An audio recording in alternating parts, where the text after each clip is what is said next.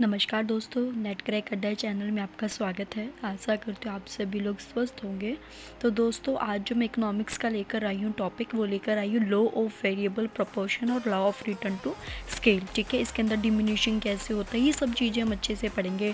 ठीक है, total production, marginal production, average production, इन सब में क्या रिलेशन है, कोप डॉगलग्स क्या है, CES प्रोडक्शन फंक्शन क्या है, लियोन्टिफ प्रोडक्शन फंक्शन क्या है, ये धीरे धीरे हम सारे जो है आज के टॉपिक जो है ये है हमारे। ठीक है, आज जो इस वीडियो में हम ये सब टॉपिक जो है वो पढ़ेंगे। ठीक है, सबसे पहले हमें पता होना चाहिए कि प्रोडक्शन क्या होता है। ठीक है, प्रोडक्शन का मतलब क्या होता है, जो चीज़ आप मतलब कि बना रहे हो वो क्या हुई, आपकी प्रोडक्शन हुई।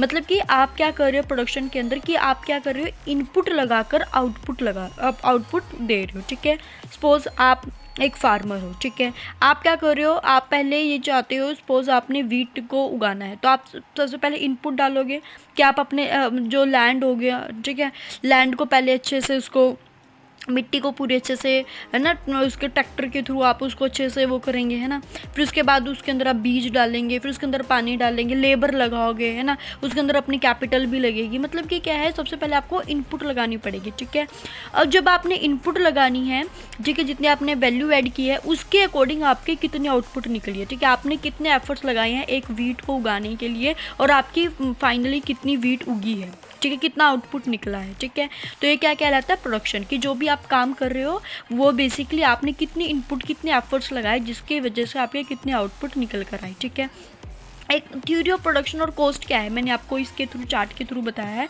देखो, एक हो गया प्रोडक्शन, एक हो गया कॉस्ट। प्रोडक्शन क्या है, जो आप चीज़ उगा रहे हो। कॉस्ट क्या है, जब आप उसको उगाओगे तो उसके ऊपर आपका कितना खर्चा आएगा। ठीक है, प्रोडक्शन के अंदर जब आप प्रोडक्शन करोगे तो उसके काफ़ी सारे फैक्टर्स होंगे।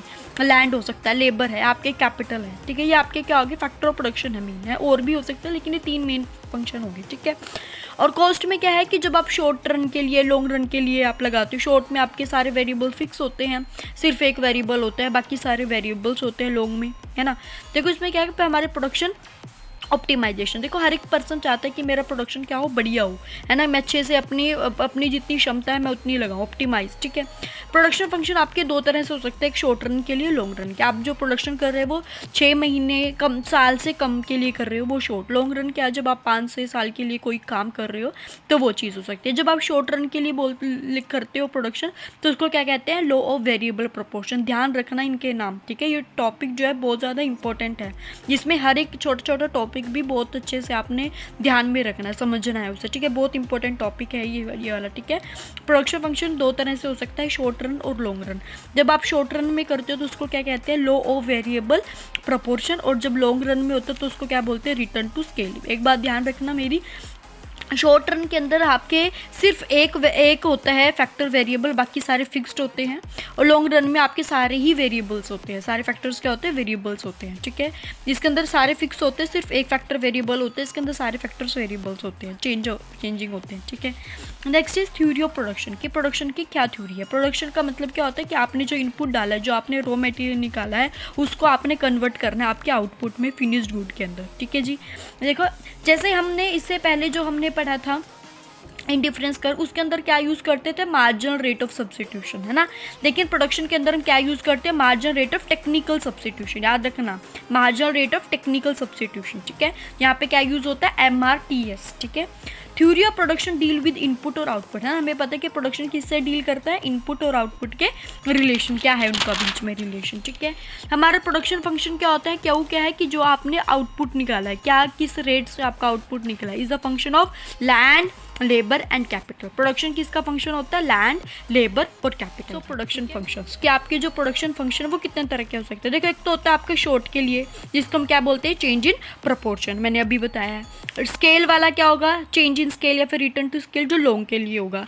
जब लॉन्ग प्लस शॉर्ट हम दोनों को ऐड कर दें तो वो आपका थर्ड कहलाएगा। ठीक है, जब आपका फर्स्ट है कि आपके सिंगल वेरिएबल होगा, फैक्टर, एक फैक्टर वेरिएबल हो गया, बाकी सारे फिक्स्ड होंगे। ठीक है, लेकिन इसके अंदर क्या है, मैंने आपको पहले बताया, इसके अंदर सारे फैक्टर्स वेरिएबल्स होते हैं। ठीक है, proportion of function involving change in proportion में कि कुछ फिक्स्ड है, कुछ वेरिएबल्स हैं। ठीक है, इसके अंदर तो हम यूज़ करते हैं लॉ वेरिएबल प्रोपोर्शन, या इसको यूज़ करते हैं लॉन्ग के लिए, law of return to scale. और जब हम दोनों को कंबाइन करें तो उसको किसके द्वारा सोल्व किया जाता है, आइसो क्वांट के थ्रू। ठीक है, किसके थ्रू, आइसो क्वांट के थ्रू। ठीक है। और जब हम इसकी बात करते हैं law of return to scale, law of return to scale आपका कांस्टेंट भी हो सकता है, इंक्रीजिंग और डिक्रीजिंग भी हो सकता है। कांस्टेंट कैसा कि मान लो मैं 5% मैंने इनपुट ऐड करी, ठीक है, 5% मैंने अगर इनपुट के अंदर ऐड किया है तो मेरा 5% ही आउटपुट बढ़कर आया है, ठीक है। अगर मैंने 5% इनपुट इंक्रीज़ किया है तो मेरा 5% ही आउटपुट निकल कर आया है, ठीक है। तो मतलब कि तो क्या हो गया, कांस्टेंट रिटर्न टू स्केल। देखो इंक्रीजिंग रिटर्न टू स्केल होते हैं, जैसे मैंने 5% इनपुट के अंदर इंक्रीज़ किया है तो मेरे को जो उसका आउटपुट निकल कर आया है वो मेरा 10% निकल कर आया है, ठीक है। तो वो क्या होगा, इंक्रीजिंग। डिक्रीजिंग के अंदर क्या है, जैसे मैंने 5% दिया लेकिन जो उसका आउटपुट निकल कर है वो सिर्फ 2% ही निकल कर है, तो उसको क्या बोलते हैं, डिमिनिशिंग रिटर्न टू स्केल, ठीक है। नेक्स्ट होता है, बहुत ही इंपॉर्टेंट कंसेप्ट्स हैं जब आप प्रोडक्शन की बात करें। सबसे पहले आता है टोटल प्रोडक्ट। टोटल प्रोडक्ट क्या होता है, टोटल प्रोडक्ट होता है कि जो फर्म ने एक स्पेसिफिक पीरियड ऑफ टाइम के अंदर कितना उत्पादन किया है वो क्या कहलाता है, उसका टोटल प्रोडक्शन। देखो, total quantity of goods produced by firm during a given period of time with given number of inputs, कि आपने इतने इनपुट के अंदर इतने टाइम में जितना भी आपने टोटल प्रोडक्शन की है वो क्या कहलाएगा, आपको टोटल प्रोडक्ट। एवरेज प्रोडक्ट क्या होता है, एवरेज प्रोडक्ट होता है जब हम टोटल प्रोडक्ट में से अपनी जितने भी हमने वेरिएबल फैक्टर लगाए हैं, जितने फैक्टर लगाए अगर उनको डिवाइड कर दें वो आपका क्या कहलाता है, एवरेज प्रोडक्ट। जितना आपका टोटल प्रोडक्ट निकला है और जिसके अंदर आपने total units of variable factor which is assume to be labour, जैसे कि हमारी लेबर होगी जितने आपने लगाया है, तो वो क्या कहलाते हैं, आपके एवरेज प्रोडक्शन। अगला आता है आपका मार्जिनल प्रोडक्ट। मार्जिनल प्रोडक्ट तो जितने आपने चेंज किया है टोटल प्रोडक्ट में उतना ही आपके लेबर के अंदर चेंज हो, ठीक है। अब ये इंपॉर्टेंट है, रिलेशनशिप कैसा है टीपी, एमपी और एपी में, total production, marginal production, average production में कैसा रिलेशनशिप है। देखो पहले तो क्या होता है, देखो आप एक बात ध्यान रखना, एपी और टीपी कभी भी नेगेटिव नहीं हो सकते, ठीक है। एमपी नेगेटिव होगा, टीपी और एपी कभी भी नेगेटिव नहीं हो सकते। एपी 0 हो सकता है पर नेगेटिव नहीं होगा, एमपी आपका नेगेटिव हो सकता है, ठीक है। अब इन तीनों का क्या रिलेशन है वो मैं बताती हूँ। देखो सबसे पहली स्टेज के अंदर क्या होता है कि आपका टीपी बढ़ रहा है, ठीक है, और आपका एमपी भी बढ़ रहा है और एपी भी बढ़ रहा है, ठीक है। बेसिक वो डिक्रीजिंग से बढ़ रहे हैं पर बढ़ रहे हैं, ठीक है। सेकेंड स्टेज क्या होता है, टीपी अपने मैक्सिमम पॉइंट पे आ जाता है, ठीक है, वो हमारे मैक्सिमम पॉइंट पे आ जाएगा और एमपी क्या हो जाएगा, यहाँ पे 0 होना शुरू हो जाएगा, एमपी जो है वो 0 हो जाएगा और एपी भी आपका बढ़ रहा है, ठीक है। At the third stage TP आपका डिमिनिशिंग कम होना शुरू हो जाएगा, एपी आपका 0 हो जाएगा और एमपी आपका क्या हो जाएगा, नेगेटिव हो जाएगा, ठीक है। देखो कैसे है, फर्स्ट स्टेज के अंदर आपका टीपी भी बढ़ेगा, एमपी भी बढ़ेगा और एपी भी बढ़ेगा, ठीक है। और सेकेंड स्टेज के अंदर आपका टीपी बढ़ेगा लेकिन एट ए डिमिनिशिंग रेट बढ़ेगा, लेकिन घटे उससे। एमपी क्या होगा आपका, डिमिनिशिंग बिकम 0, एमपी क्या हो जाएगा आपका 0 हो जाएगा सेकंड स्टेज के अंदर। एपी आपका क्या हो जाएगा, एपी आपका मैक्सिमम हो जाएगा, उसके बाद वो डिक्लाइन होना शुरू हो जाएगा, ठीक है। At the third stage TP आपका क्या हो जाएगा, डिक्लाइन होना शुरू हो जाएगा, नीचे की ओर झुकना शुरू हो जाएगा, लेकिन एमपी क्या हो जाएगा, नेगेटिव हो जाएगा। मैंने आपको पहले ही बोला है एमपी नेगेटिव हो सकता है लेकिन एपी कभी नेगेटिव नहीं होगा, एपी क्या हो जाएगा, 0 की तरफ झुकना शुरू हो जाएगा, ठीक है। ये आपका रिलेशन है टीपी, एमपी और एपी के अंदर, ठीक है। अब मैं बात करती हूँ law of variable proportion. Law of variable proportion कब यूज़ होता है, जब हम शॉर्ट पीरियड की बात के अंदर हम क्या यूज़ करते हैं, लॉ ऑफ वेरिएबल प्रोपोर्शन, है ना, जिसके अंदर हमारे सारे फैक्टर्स सारे जो फैक्टर्स होते हैं वो सारे फैक्टर फिक्स्ड होते हैं, सिर्फ एक फैक्टर वेरिएबल होता है, ठीक है। लेकिन बोला the law of variable proportion state that as the production of factor is change, the total production at first increase more than proportionate, then equiproportionate and finally less than proportional। क्या है law of variable proportion, क्या होता है कि जब भी हम किसी फैक्टर्स की बात करें सबसे पहले वो बढ़ना शुरू करता है, फिर एक पॉइंट पे आके वो क्या हो जाता है, एक इक्वल पॉइंट पे आ जाता है, ना बढ़ रहा है ना कम हो रहा है, एक स्थिर उसमें आ जाता है, फिर एट द थर्ड स्टेज वो डिमिनिशिंग होना शुरू हो जाता है, ठीक है। नेक्स्ट क्या क्या एजम्पशंस होती हैं, क्या क्या हम एज्यूम करते हैं इसके टाइम पे। इसने बोला one of the factor is variable while all other factor are fixed. मैंने आपको कई बार बताया है कि सारे फैक्टर फिक्स्ड होते हैं, सिर्फ एक फैक्टर वेरिएबल होता है। All units of the variable factor are homogeneous, जितने भी हमारे यूनिट्स की जितने भी हमारे फैक्टर्स होंगे वो सभी क्या होंगे, एक जैसे होंगे। There is no change in a technique of production, कि हम जो भी टेक्निक यूज़ कर रहे हैं प्रोडक्शन के अंदर वो चेंज नहीं होगी, हम सेम रखेंगे। Factory of production can be use in different proportion, हम उसका डिफरेंट प्रोपोर्शन में कर सकते हैं, किसी का ज़्यादा प्रोपोर्शन रख दिया, किसी का कम कर दिया। जैसे कि मान लो 2 हेक्टर लैंड में मैंने कई बार 1 लेबर लगा दिया और कई बार मैंने 4 लेबर लगाया, ऐसे हम कर सकते हैं, पर वो रहेगा सेम ही, लैंड और लेबर रहेंगे सेम, इनका प्रोपोर्शन चेंज हो सकता है, ठीक है। Next is law of return to scale, समझ में आ गया आपको। लॉ ऑफ प्रोपोर्शनेट में क्या था कि हमने वेरिएबल प्रोपोर्शन में क्या था कि इसमें सारे फैक्टर्स क्या होते हैं, फिक्स्ड होते हैं, बस एक फैक्टर वेरिएबल होता है, ठीक है। अब हम बात करते हैं law of return to scale, जो बात करते हैं वो लॉन्ग टर्म की बात करते हैं, जिसके अंदर हमारे सारे फैक्टर्स क्या होते हैं, वेरिएबल्स होते हैं, ठीक है। Law of return to scale examine the relationship between output and the scale of input in the long run when all the inputs are increase in the same proportion. इसके अंदर क्या होता है कि जितने भी हमारे इनपुट्स इंक्रीज होंगे वो सेम प्रोपोर्शन के अंदर इंक्रीज होंगे, ठीक है। लेकिन उसमें क्या था हमारा रिटर्न प्रोपोर्शनेट के अंदर कि पहले वो बढ़ेंगे, फिर कांस्टेंट हो जाएंगे और फिर कम होना शुरू हो जाएंगे, ठीक है। इसके अंदर क्या क्या एजम्पशंस होती हैं, फैक्टर्स क्या होते हैं, सारे वेरिएबल्स होते हैं। मार्केट क्या है, एक परफेक्ट कॉम्पिटिटिव मार्केट है, ठीक है। आउटपुट और return is measured in the quantitative terms के अंदर हम इसको यूज़ करते हैं, लेकिन न्यूमेरिकल टर्म्स के अंदर, ठीक है। इसके अंदर बोला कि ऐसे हो सकता है कि पहले इंक्रीज होगा, फिर कांस्टेंट होना शुरू हो जाएगा, फिर डिमिनिशिंग हो जाएगा, लेकिन इसके अंदर मेन आपका किसके अंदर होता है कि हमारा जो है वो सेम प्रोपोर्शन के अंदर इंक्रीज होता है, ठीक है। Increasing return to scale, diminishing return to scale और आपका इंक्रीजिंग, डिमिनिशिंग और constant return to scale. Increasing में क्या होता है कि मैंने जितनी इनपुट लगाई उससे ज़्यादा मेरे को आउटपुट मिल रही है, वो क्या होगा, इंक्रीजिंग। सपोज मैंने 5% इनपुट लगाई, मेरे को 10% आउटपुट निकल रहा है, ठीक है, जो हमने रिटर्न टू प्रोपोर्शनेट में पढ़ा था। डिमिनिशिंग रिटर्न टू स्केल, मैंने 5% लगाया लेकिन मेरे को 3% मिला, ठीक है, वो क्या हो जाएगा, कम हो जाएगा मेरा आउटपुट। और आपका कांस्टेंट रिटर्न टू स्केल, 5% मैंने इनपुट लगाया तो मेरे को 5% ही आउटपुट मिल रहा है, वो क्या कहलाएगा, कांस्टेंट, ठीक है। अब हम बात करते हैं आइसोक्वांट मैप की। देखो जैसे इंडिफरेंस कर्व होता है तो इंडिफरेंस कर्व तो बात करता है कंज्यूमर इक्विलिब्रियम की, है ना, और आइसोक्वांट मैप किसकी बात करता है, प्रोड्यूसर के बारे में, इक्विलिब्रियम की, ठीक है। जैसे इंडिफरेंस कर्व है ना, सेम ऐसा ही आइसोक्वांट है, बस डिफरेंस ये है, इंडिफरेंस बात करता है कंज्यूमर के बारे में और आइसोक्वांट बात करता है प्रोड्यूसर के उसमें, ठीक है। Isoquant map it also line like a indifference curve but indifference curve for consumer, isoquant map for producer, isoquant show the higher consumer curve higher the level of output। जैसे इसमें बोलता है ना कि जैसे जैसे हमारा इंडिफरेंस कर्व का जितना हायर होगा उतना ही हमारी सेटिस्फेक्शन जो होगी वो हायर होगी, है ना। ऐसे देखो सेम इसकी प्रॉपर्टीज इंडिफरेंस कर्व की तरह, अगर आपने इंडिफरेंस कर्व नहीं पढ़ा तो वो वाली वीडियो पहले देखें, ठीक है। प्रॉपर्टीज क्या है आइसोक्वांट कर्व की, same as your indifference curve properties. Isoquant curve जो है वो स्लोप डाउनवर्ड, ठीक है, ये कन्वेक्स होता है, जो हायर आइसोक्वांट होगा वो हायर सेटिस्फेक्शन को दर्शाएगा, ठीक है, और कभी वो एक दूसरे को इंटरसेक्ट नहीं कर सकते, ना वो एक्स एक्सिस को टच करेंगे ना बाई, सेम वही वाली प्रॉपर्टी होती है, ठीक है। था इंडिफरेंस कर्व के अंदर तो बजट लाइन होती थी जो कंज्यूमर के औकात के बारे में बताती थी कि भी अगर वो इससे ज़्यादा गया तो वो खरीद नहीं पाएगा, इससे कम होगा तो वो घटिया होगा, इस वाली लाइन पे होगा तो मतलब वो ठीक है। ऐसी हमारे रिज लाइन होती है जो प्रोड्यूसर के बारे में बताएंगे कि वो इससे ज़्यादा वो उगा नहीं सकेगा, अगर वो इससे कम तो वो घटिया होगा, ये आप इतने तक ही आप जो है प्रोडक्शन कर सकते हैं। It's show the area in isoquant in which production was economical, कि ये प्रोडक्शन मेरे लिए सही होगी। जैसे कंज्यूमर को इंडिफरेंस कर्व के अंदर बजट लाइन के थ्रू पता लगता था कि ये मेरे लिए सही होगा लेना, तो ऐसे ही रीज लाइन होती है जो प्रोड्यूसर को बताती है कि इस वाले लेवल पे आप जो है आप प्रोडक्शन करोगे तो वो इकोनॉमिकल होगा, आपके लिए फ़ायदेमंद होगा, ठीक है।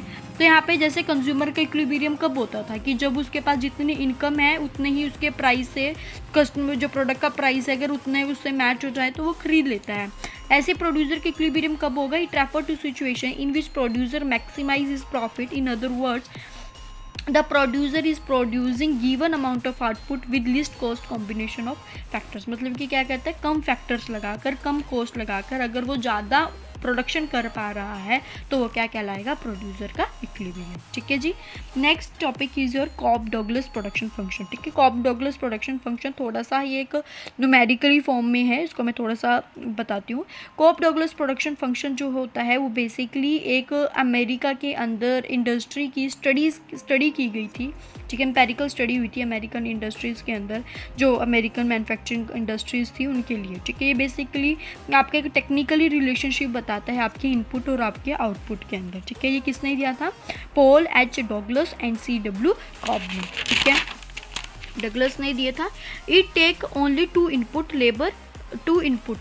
लेबर और कैपिटल। कॉब डगलस के अंदर सिर्फ हम दो ही फैक्टर को यूज़ करते हैं, दो ही इनपुट को यूज़ करते हैं, आपका एक तो लेबर एक कैपिटल हो गया। पूरे प्रोडक्शन के अंदर हम सिर्फ दो ही चीज़ लेंगे, एक लेबर और एक कैपिटल। इसकी इक्वेशन क्या होती है प्रोडक्शन फंक्शन की, AL अल्फ़ा के बीटा, एक तो ये आप यूज़ कर सकते हैं। इसका दूसरा फॉर्मूला होता है AL अल्फ़ा के 1 माइनस अल्फ़ा, ठीक है। इन दोनों में से आप कोई भी यूज़ कर सकते हैं, वैल्यू सेम आएगी। इसके दो फॉर्मूलाज हैं, ठीक है, इन दोनों में से कोई भी यूज़ कर सकते हैं, ठीक है।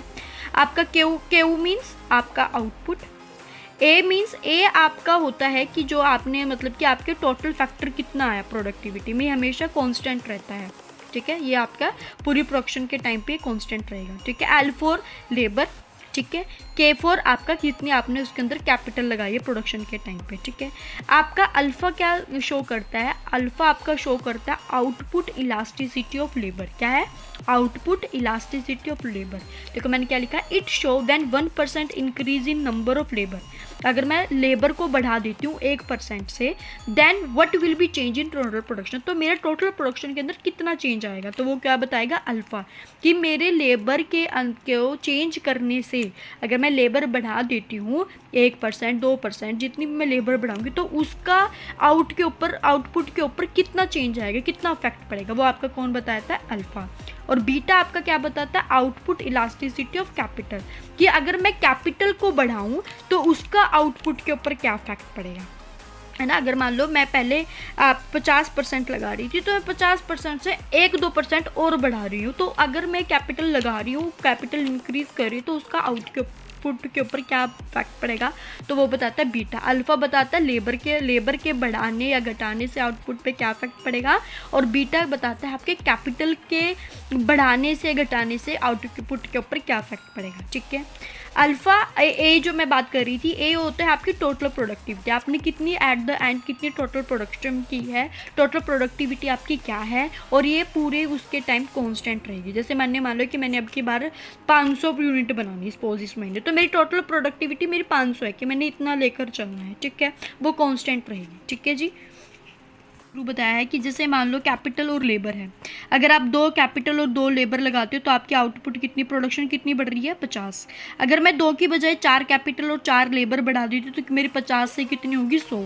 अगर मैं 4 से 6 कर देती हूँ और कैपिटल और 4 से 6 कर देती हूँ लेबर, तो मेरी कितनी 150। देखो क्या हो रहा है, कॉन्स्टेंट बढ़ रही है, ठीक है। जितना मैं चेंज यहाँ पर कर रही हूँ उतना मेरा ऊपर भी बढ़ रहा है हमारी प्रोडक्शन, ठीक है, ये होता है।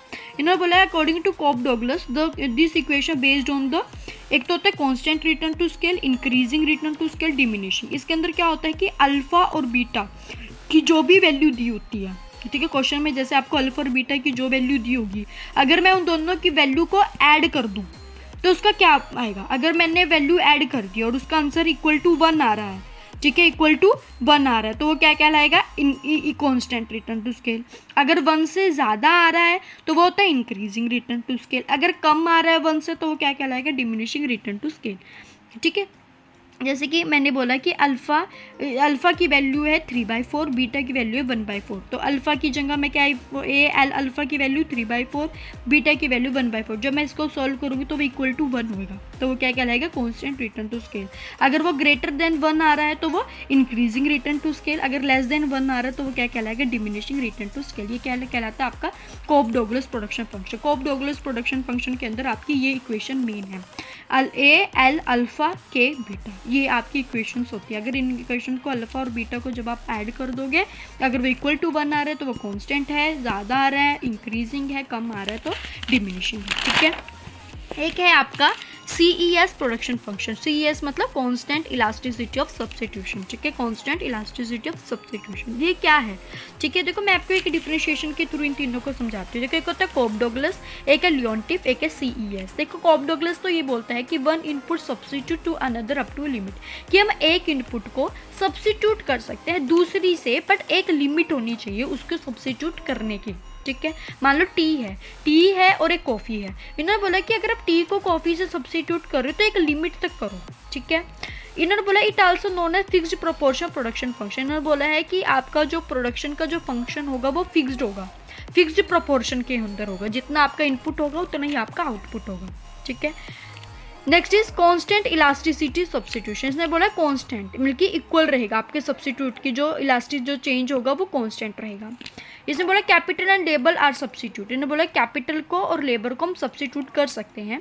इन्होंने बोला इनपुट विल फिक्स। इन्होंने बोला कि जो हम इनपुट डालेंगे वो फिक्स रहेगा, उसको कोई सब्स्टिट्यूट नहीं है। ठीक है, मान लो पेन बनाने के लिए इंक की ज़रूरत है, तो इंक की बजाय हम पानी नहीं डाल सकते, मतलब कि उसके बिना काम नहीं चलेगा। ठीक है, इनपुट वो फिक्स है, उसको कोई सब्स्टिट्यूट नहीं है, तो वो क्या कहलाएगा, लियोनटिव।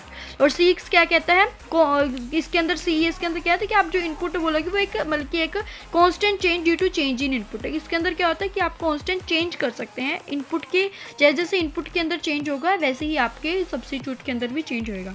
इसमें फॉर्मूला ये था AL अल्फा के बीटा। इसके अंदर होता है जितनी आउटपुट होगी उसका कैपिटल और उसका लेबर मिनिमम। इसका फॉर्मूला होता है जो आपका A था मतलब कि total quality A capital beta plus 1 minus A L minus B। K means capital, L for labour minus 1 by beta. ठीक है, ये आपका फॉर्मूला होता है। ठीक है, आई थिंक आपको ये समझ में आ गया होगा। ठीक है दोस्तों, आज का टॉपिक यही है। इस वाले वीडियो में कोई डाउट है तो आप मेरे को कमेंट कर सकते हैं। वीडियो अच्छी लगी तो मेरी वीडियो को लाइक करना, चैनल को सब्सक्राइब करना। जय हिंद, जय भारत।